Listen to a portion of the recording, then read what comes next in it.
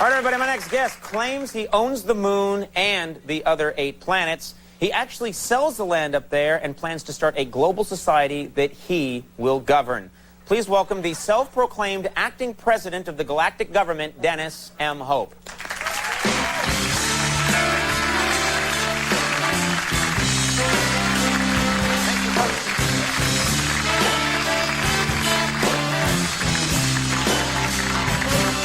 All right, so much to cover. How did you come to own the moon? You were the owner of the moon. How did this happen? Succinctly. In 1980, I filed a declaration of ownership for the moon of Earth and the other 8 planets and air moons with the United Nations, the United States, and the Russian governments. I did that because of the Outer Space Treaty of 1967, which was done by the General Assembly of the United Nations, which stated in Article 2, no nation shall have sovereignty or control over any of the satellite bodies, but it doesn't mention individuals. So because of a semantics loophole, you jumped in, and what did you do? You sent letters to all these people and said, I own the moon? Yes. Did the UN write back to you? No, actually, because of the language, they didn't have the right to say yes or no. And I did this in 1980. We've been doing this 23 years. Now, you sell land on the moon and the other 8 planets. Well, actually, we sell land on the moon, Mars, Venus, and one of the moons of Jupiter, Io. And next month, we'll do Ganymede, Callisto, and Mercury.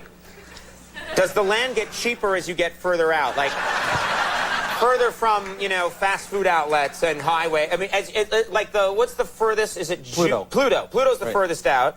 Pluto is probably pretty cheap. Well, actually, you can buy the entire planet of Pluto for $250,000. We offered it to Disney in 1998. Queen Latifah was just in here with a ring that's like worth 9 planets then. Right. Yeah. Well, we offered it to Disney in 1998 because they have the character Pluto. We thought they would see the humor in this, and they didn't.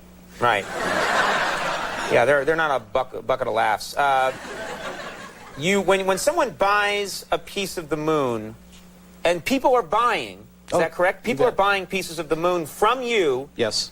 You give them what? 3 documents.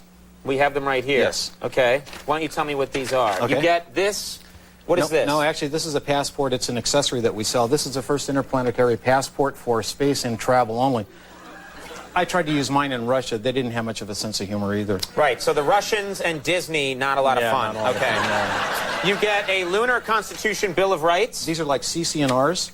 I don't know what you're talking about Rules now. by which property owners have to conduct themselves. I see, and you get a lunar deed, which... A physical description of the property. And then you get a lunar map that shows you where your piece is. Right. And what's this blue star right here? That's the specific area where your property is located. You're giving me property. This is your piece of property. Actually, you're giving me a piece of the moon? Yes, actually, I can tell you that... This is mine right here? This was purchased for Why am I down here? Why am I shoved way down to the bottom? And look, it's all holy over here, and... Is this where the Irish get shoved? What's going on? It's an Irish neighborhood. Hey, let's keep the Irish down there. So this is all Irish. Right. What would you consider to be the best part of the moon to have? Everything on this side. On this side. You Right. don't want to be on the dark side. Well, actually, there's no dark side. There's a front side and a back side. Sorry. No, it's okay. It's okay. I thought I was pretty nerdy, but apparently...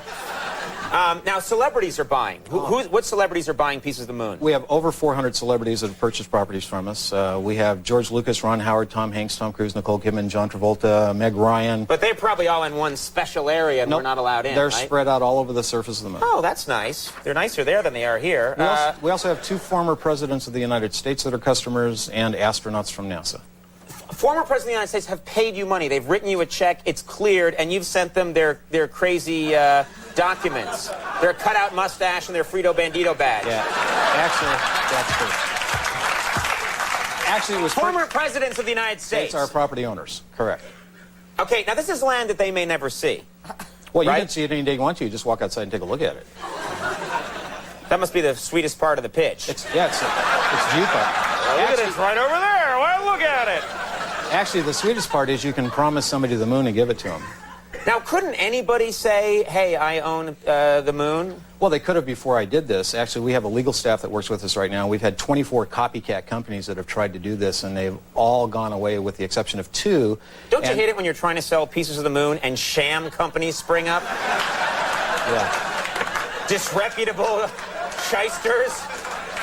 Well, the realities are that we just took advantage of the language that was written by the people that knew what they were doing in the General Assembly of the United Nations, which, by the way, is the only organization on this planet that has the legal right to form laws for outer space. Corporations, I understand, are buying in. What corporations are buying in and why? Well, we got over 1,300 major corporations around the world right now that have purchased properties from us. The Marriott and Hilton hotel chains have purchased from us. The Marriott has, they want to build... Hotels. Yeah. And they're serious about it. They're actually buying the land from you. They bought just under 1,800 acres of property. Won't the mint keep floating off the pillow? It might. We also have... Probably not a big concern. That's No. just what I immediately went to. Well, and this is for you. Woo, you know. And just to put it in perspective, on the surface of the moon, when the sun's on it, it's 250 degrees. I mean, it's not really kind to human beings. And when the sun's not on it, it's 251 degrees below zero. So there are some constraints that are there that we have to look at very seriously before we start building habitat. Yeah, well, there probably are a few problems. Put me...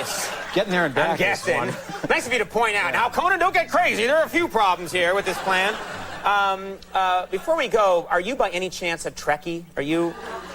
Not really. I like the series, but I'm not involved in the conventions, and I haven't done that. You've never gone to a convention? I went to a convention in 1998 in San Francisco for 4 days to present our product to people.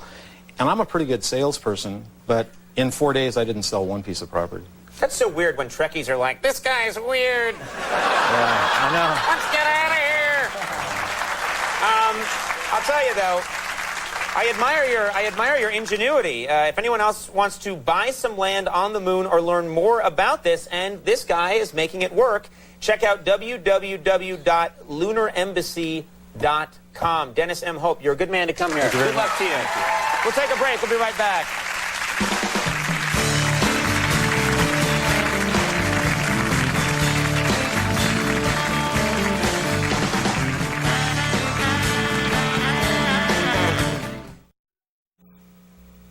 This is just very cool. I own area L7, which I just realized is an insult.